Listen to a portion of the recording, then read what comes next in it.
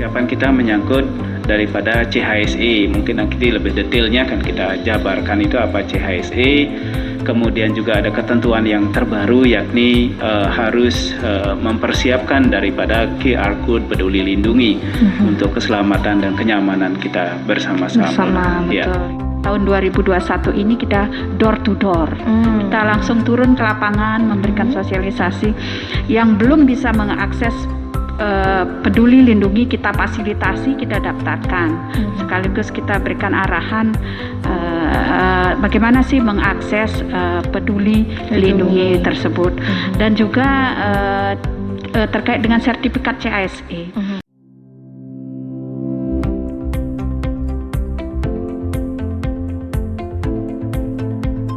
Karangasem harus mengetahui apa sih itu CHSE. Mungkin ada beberapa hotel ataupun tempat makan yang belum memiliki sertifikat. CHSE itu pertama adalah cleanliness, C-nya, yaitu bagaimana kita menerapkan kebersihan di tempat kerja kita, di tempat baik itu rumah makan, hotel, dan juga tempat berwisata ataupun objek wisata gitu. Kemudian kedua, adanya hanya itu adalah healthy, yaitu kesehatan, sehingga ini sangat penting, sehingga tetap harus menjaga jarak, sehingga kesehatan apabila terjadi sesuatu tidak terjadinya penularan terhadap para pengunjung atau antara karyawan dengan customer, begitu juga sebaliknya, gitu kan. Kemudian kalau S-nya itu adalah safety, itu seperti yang tadi Tiang sampaikan. Selain menjaga jarak, ya itu tetap harus memakai masker, mencuci tangan sebelum mereka misalnya berkunjung ke rumah makan. Sebelum mereka rumah makan ataupun hotel maupun objek wisata, mereka telah menyediakan namanya tempat cuci tangan, kemudian ada tempat ada sabunnya, kemudian ada pengeringnya, serta setelah itu mereka akan dicek suhu badan tertentu yang memiliki yang di bawah 38 derajat Celcius. Mereka bisa melakukan kegiatan baik itu makan di rumah makan maupun restoran ataupun masuk ke hotel dan juga di objek wisata. Namun kalau di atas itu sudah barang tentu mereka harus istirahatkan dulu. Jadi semua tempat baik itu hotel, restoran maupun objek wisata memiliki namanya ruang isolasi atau ruang istirahat sementara ya. Kemudian nanti akan dicek lagi, mungkin dalam perjalanan suhunya agak panas atau naik, sehingga mereka akan dicek kembali. Mungkin dalam 5-10 menit kemudian dicek suhunya udah turun, mereka sudah bisa bergabung kembali dengan teman-teman atau keluarga mereka gitu. Nah, namun kalau terjadi lebih terus sampai 2-3 kali dicek, nah itu akan dibantu oleh tim medis nantinya lebih lanjut gitu. Pemerintah membutuhkan yang namanya data. Keakuratan data inilah makanya pemerintah melalui pemerintah daerah mengeluarkan yang namanya sertifikat gitu kan. Dan kalau CHSE dari Kementerian Ekonomi Kreatif itu dikeluarkan namanya sertifikat CHSE, yang mana itu juga sebelum sertifikat itu keluar, jadi ada tim auditornya, jadi mereka ada tim audit, terlebih dahulu dicek ya. dulu, benar nggak sudah ada tempat cuci tangan, terus kapasitasnya, jarak tempat duduknya, kemudian juga apakah sudah ada ruang isolasinya, apakah mereka sudah punya termogan untuk ngecek suhu tubuh dan lain sebagainya, itu dicek dulu. Hal itu sudah memenuhi syarat, ya udah sertifikat dikeluarkan dan mereka juga terdaftar, sudah muncul di websitenya Kementerian Ekonomi Pariwisata Ekonomi Kreatif gitu, sehingga orang mau berlibur pun juga pastinya akan mudah mendapatkan informasi tersebut, sehingga mereka bisa mengecek itu bahwa mereka sudah memenuhi standar CHSE yang sesuai ditetapkan oleh pemerintah. Mungkin ada hotel ataupun tempat makan yang belum memiliki sertifikat CHSE. Nah, apa aja sih syaratnya Mungkin kalau ada yang ingin mendaftarkan ya tempatnya untuk mendapatkan sertifikat CHSE itu apa aja? Terkait dengan CHSE, memang yang harus diajukan itu ada asesmen. Nah, kita sudah sampaikan kepada pengelola hotel restoran itu asesmen yang di dalamnya ada persyaratan-persyaratan yang harus dipenuhi. Termasuk tadi juga sudah disampaikan harus ada cuci tangan, kemudian termogan, dan juga ada struktur organisasi penanganan COVID di sana ada SOP seperti itulah. SOP. Ya, kalau pemenuhan dari asesmen yang kita sampaikan itu sudah lengkap, baru kita terbitkan sertifikat CHSE itu. Kemana masyarakat bisa memperoleh sertifikat tersebut? Harus ke Dinas Pariwisata kah atau harus kemana? Dari dulu kita sudah sosialisasi dan itu sudah banyak sekali yang melakukan. Jadi mereka mengajukan kepada kabupaten seperti apa yang disampaikan oleh Bu Kabid, mereka mengisi form self assessment dulu, gitu yang sudah diisi. Kemudian nanti mereka ngajukan, kemudian nanti dari tim ya Bu Kabid akan membuat program untuk turun mengecek ke lapangan. Jadi yang mana di dalam tim verifikasi itu sudah ada di dalamnya. Jadi ada PHRI, ada IHGMA, ada dari Badan Promosi Pariwisata Daerah, ada dari Satpol PP ya Bu ya, dari Satpol PP, dari unsur kepolisian, Dinas Kesehatan, dan juga dari Badan Penanggulangan Bencana ya. Gitu. Oh, berarti banyak banget timnya ini ya. Kemudian dari Kementerian Ekonomi Pariwisata dan Ekonomi Kreatif, setelah itu ada muncul namanya sertifikat CHSE itu, yang mana mereka menunjuk namanya Skupindo untuk melakukan audit gitu. Itu hampir semuanya sama. Semuanya sama. Memang kadang-kadang ada teman-teman yang punya 2 sertifikat, baik itu CHSE dari Provinsi Bali maupun dari Kementerian Ekonomi Kreatif, Pariwisata dan Ekonomi Kreatif. Kalau untuk Kabupaten Karangasem sendiri, berapa persen sih yang sudah mendapatkan sertifikat CHSE ini?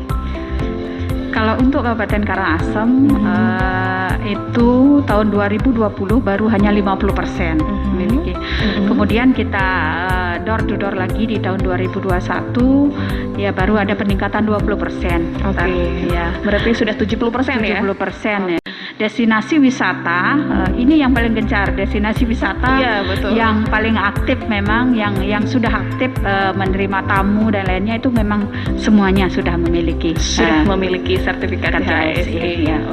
Jadi ini bisa membuat para wisatawan tidak usah cemas lagi ya untuk berkunjung ke Kabupaten Karangasem. Harus punya aplikasi Peduli Lindungi, benar ya? Betul. Iya, betul. Bagaimana mungkin bisa dijelaskan mengenai aplikasi ini?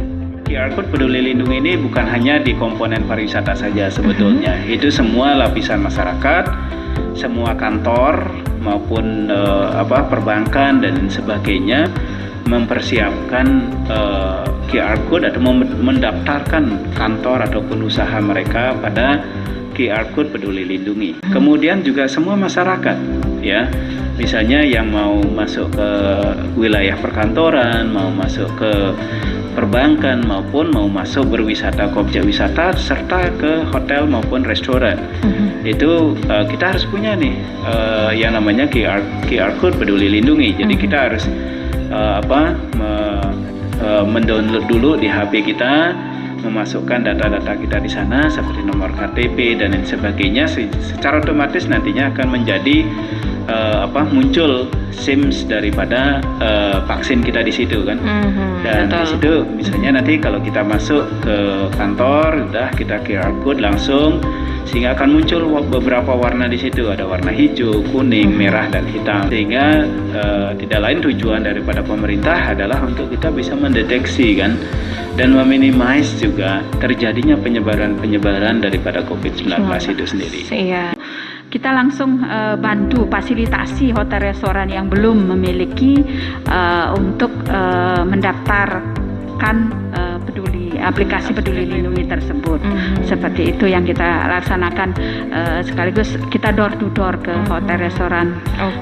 Berarti kegiatan kita 2 kegiatan sosialisasi CHSE sekaligus sosialisasi tentang Peduli Lindungi. Karena terkadang kalau mandiri dia mendaftarkan katanya ini belum dapat barcode-nya seperti itu. Oke, ternyata sangat penting juga aplikasi Peduli Lindungi ini ya.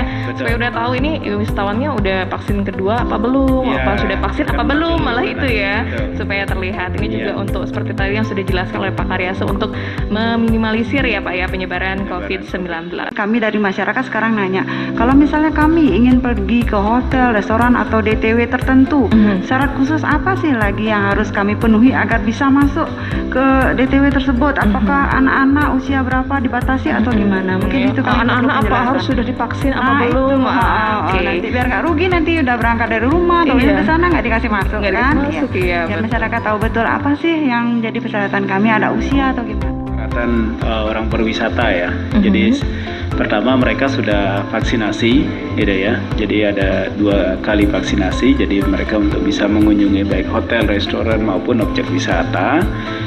Kemudian juga mereka telah memiliki QR Code Peduli Lindungi. Gitu. Kami dari masyarakat sekarang nanya, kalau misalnya kami ingin pergi ke hotel, restoran atau DTW tertentu, syarat khusus apa sih lagi yang harus kami penuhi agar bisa masuk ke DTW tersebut? Apakah anak-anak usia berapa dibatasi atau gimana? Mungkin itu kami perlu anak-anak apa penjelasan. harus sudah divaksin apa Nah, belum? itu, Oke. nanti biar nggak rugi, nanti udah berangkat dari rumah, Iya. ke sana nggak dikasih masuk Nggak kan? dikasih masuk, iya, Biar betul. masyarakat tahu betul apa sih yang jadi persyaratan kami, ada usia atau gimana?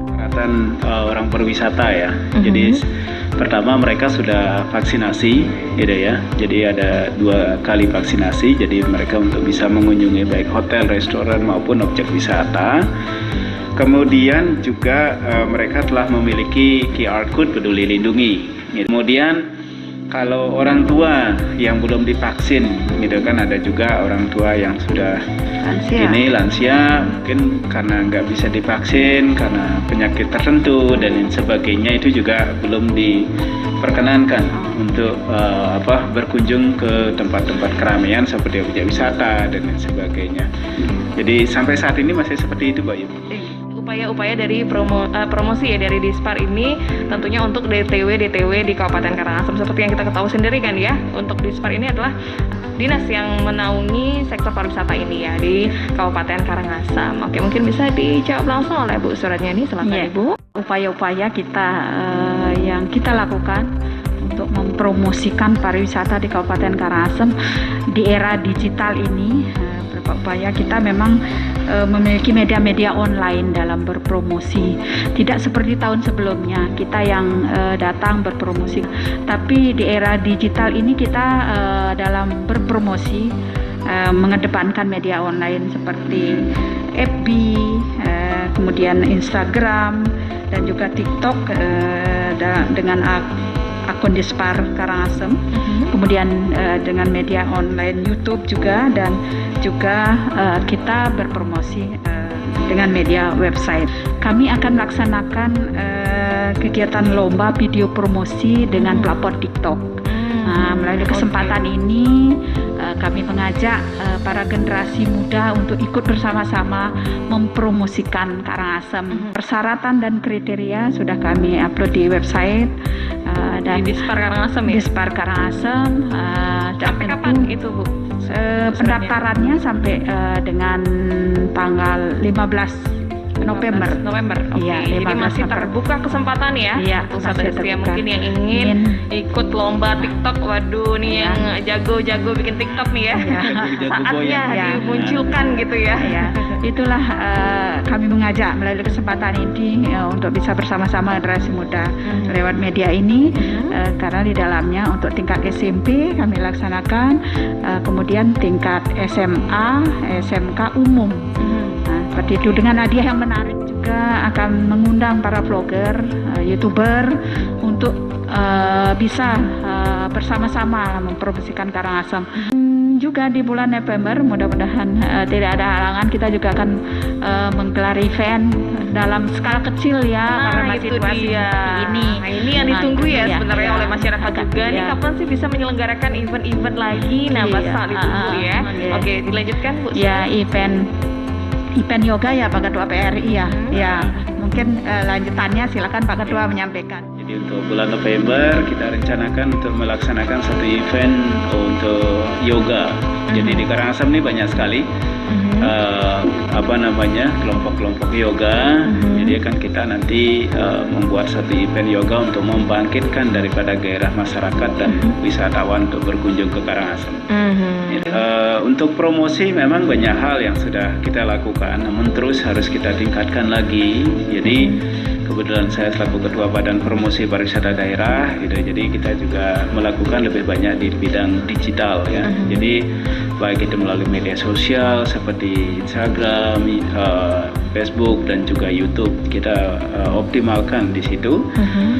Selain yang telah dilakukan oleh Dinas Pariwisata, dan juga kita banyak kolaborasi untuk mempromosikan pariwisata sehingga kunjungan lebih banyak kepada pada kita di Karangasem.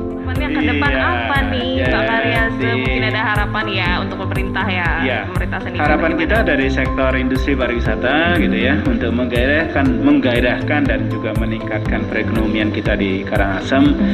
Sudah barang tentu banyak hal yang kita inginkan. Barang tentu juga nanti pemerintah sejauh mana mampu untuk memberikan kontribusi yang positif buat kita di industri pariwisata. Jadi pertama, memang dalam situasi COVID-19 pandemi ini sudah hampir 2 tahun, kemudian banyak beban-beban yang sudah sangat membuat kita terpuruk gitu kan. Misalnya kiranya nantinya pemerintah terus bisa mendorong dan membantu kita, misalnya dari segi keringanan pembayaran listrik gitu kan, yang harus kita bayar terus sedangkan tidak ada income sama sekali di perusahaan. Tidak ada pemasukan ya. Kemudian juga pembayaran BPJS untuk karyawan-karyawati kita, baik itu BPJS Tenaga Kerja maupun BPJS Kesehatan. Nah ini juga menjadi beban rutin yang harus kita terus laksanakan itu. Kemudian di sisi lain harapan kita justru pada situasi pandemi COVID-19 seperti ini, kita berharap mudah-mudahan di Karangasem itu muncul OPD-OPD yang memiliki kinerja dengan predikat bagus atau sangat bagus, sehingga akan menjadi barometer kunjungan buat OPD-OPD di luar daripada Karangasem ke Karangasem gitu. Kalau misalnya salah satu OPD misalnya, siapa tahu Diskominfo memiliki satu kelebihan secara nasional gitu kan, sehingga itu akan dikunjungi oleh OPD-OPD di luar daripada Kabupaten Karangasem se-Indonesia gitu kan. Ini kan meningkatkan pariwisata gitu, sehingga mereka akan berkunjung Karangasem, mereka diwajibkan untuk menginap di Karangasem, kemudian melakukan kegiatan kerja di Karangasem mungkin 1-2 hari atau 3 hari, dan sekaligus mungkin bisa mempromosikan Karangasem, sehingga kunjungan kerja mereka bukan hanya kunjungan kemudian meninggalkan Karangasem, namun mereka wajib untuk menginap di Kabupaten Karangasem. Juga yang terakhir mungkin harapan kita kan sekarang ini ya, boleh dibilang pemerintahan, teman-teman di birokrasi kan masih jalan gitu kan. Ya paling enggak lah mungkin ada tunjangannya sedikit, barang sebulan sekali berkunjung ke restoran atau berkunjung ke hotel, berbagi rezeki ya, berbagi rezeki gitu kan, atau ke betul. objek wisata lah bersama anak-anak, bersama keluarga, sehingga mereka ada pergerakan ekonomi walaupun skala kecil, namun mulai ada denyut gitu kan. Apalagi Astongkara kita juga di Karangasem kan sudah di level 2 seluruh Bali. Mudah-mudahan dalam waktu dekat nantinya bisa menjadi level 1 sehingga kegiatan lebih dibuka gitu kan. Pariwisata untuk lebih pariwisata dibuka. kita dan ekonomi kita lebih bangkit ke depannya. Oke, untuk pariwisata ini sih, kalau menurut Pak Karyasa, gimana sih caranya untuk destinasi wisata Karangasem ataupun yang punya hotel restoran ini bisa bangkit kembali dari keterpurukan gitu ya, yang kemarin-kemarin aduh nggak ada pengunjung ini Pak, aduh saya sepi sekali hotelnya gitu ya, ini bayar karyawan susah gitu ya, pasti banyak sekali keluhan-keluhan dia dari destinasi pariwisata. Banyak sekali. Banyak banget pasti. Waktu dekat kita akan kumpul bersama-sama dengan dimotori oleh Dinas Pariwisata. Jadi kita akan mengundang destinasi wisata ya Bu Kabid ya, destinasi wisata, desa wisata, untuk kita bersama-sama menyatukan visi misi kita bagaimana kita bisa bangkit kembali secara bersama-sama, bukan dengan parsial-parsial. Yang teman-teman yang punya kunjungan sendiri boleh, tapi akan lebih bagus kalau kita melakukannya bersatu padu. Di dalam hal itu mungkin kita akan adakan rapat atau forum sehingga nantinya dapat menghasilkan satu strategi apa yang harus kita buat bersama untuk kita bisa merangsang dan meningkatkan minat orang berkunjung ke Kabupaten Karangasem. Ini penting sekali. Gitu. Sehingga kalau sudah nantinya seperti itu, mereka tidak hanya ngelihat satu objek saja gitu kan. Misalnya tamunya nginep di Sanur ataupun nginep di Nusa Dua, hanya berkunjung ke Lempuyang, hanya foto di Lempuyang, kemudian balik lagi gitu kan. Padahal masih banyak sekali potensi yang ada di Kabupaten Karangasem nih. Gitu. Misalnya ada Tirta Gangga, ada Taman Ujung, ada Amed, ada Tulamben, ada Taman Edelweiss di Besakih, terus ada Sidemen, ada Rendang, ada mau snorkeling di Blue Lagoon, ada banyak hal. Ada Desa Tenganan yang sangat unik.